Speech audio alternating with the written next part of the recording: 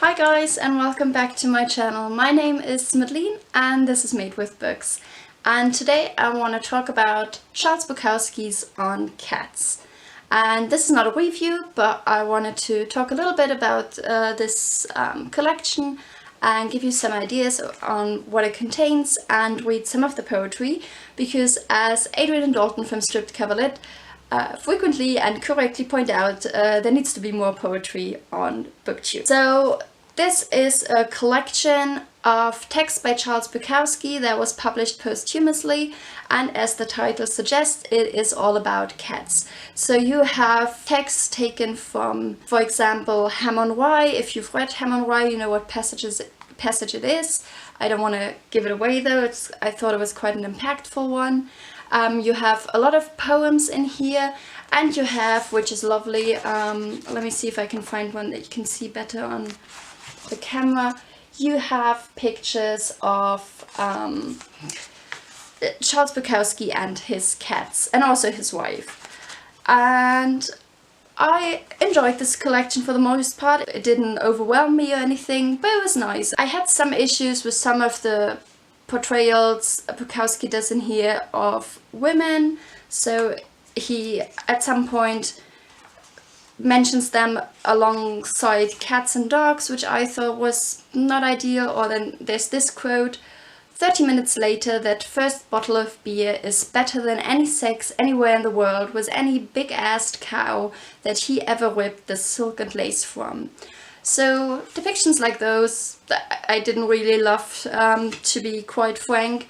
But what I really enjoyed about this collection is the love the author has for these animals that really comes through in these texts, and the appreciation he has for them, and how much he loved the cats that he and his wife owned. You also have snippets from letters he wrote to other people about these cats. And if you are a big Bukowski fan, I think this shouldn't be missing from your collection, because even though this has been collected posthumously, it does contain some of the texts that were previously unpublished or were only published in magazines, so might be somewhat hard to come by. So if you're a big Bukowski fan, and I'm looking at you, Jen, from Ifas Inkling, then this shouldn't be missing from your collection. But if you are new to Bukowski, I wouldn't recommend this necessarily as a starting point. If you're looking for a good starting point in his poetry, I would refer you to Jen from Ifas Inkling, who I've just mentioned, because she's a huge Bukowski fan and she knows much more about his poetry than I do. And if you would want to start with his prose, I think both The Post Office and Ham on Rye, which are the books I've read previously by him, I would recommend as good starting points, although I guess Ham on Rye is more autobiographical, I should point that out. And yes, I wanted to read a few of these because I really enjoyed them and wanted to share them. So one is called Startled into Life Like Fire. In grievous deity, my cat walks around. He walks around and around with electric tail and push-button eyes. He is alive and plush and final as a plum tree. Neither of us understands cathedrals or the man outside watering his lawn. If I were all the man that he is cat, if there were men like this, the world could begin. He leaps up on the couch and walks through porticos of my admiration. And then another one was The Mockingbird, which is kind of sad. Oh, sorry, there was my laptop in the background. The Mockingbird. The mockingbird had been following the cat all summer, mocking, mocking, mocking, teasing and cocksure. The cat crawled under rockers, on porches, tail flashing, and said something very angry to the mockingbird, which I didn't understand.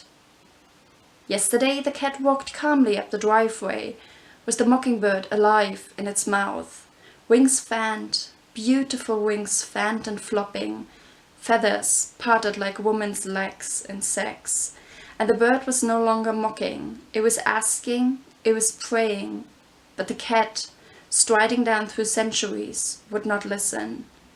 I saw it crawl under a yellow car was the bird to bargain it to another place.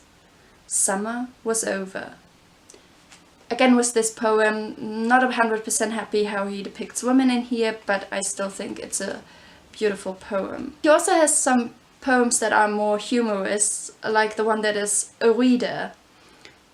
My cat shit in my archives. He climbed into my Golden State sun-kissed orange box, and he shit on my poems, my original poems, saved for the university archives.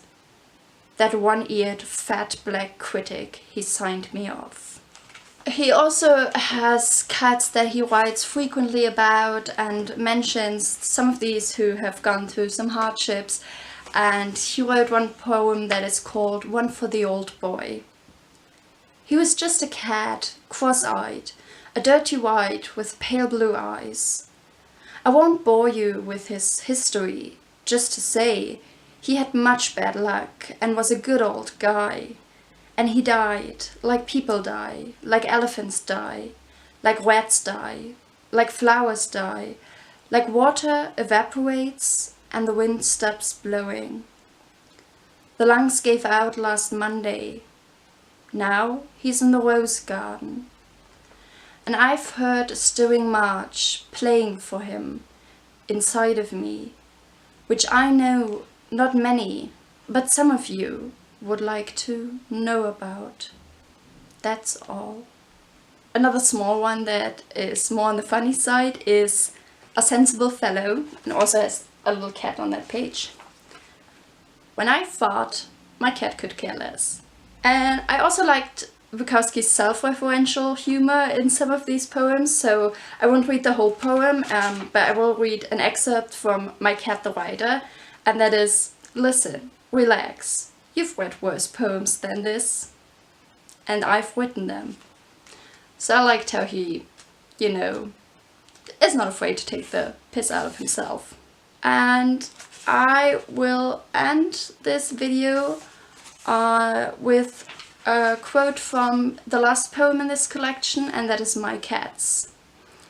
When I am feeling low, all I have to do is watch my cats, and my courage returns. I study these creatures. They are my teachers.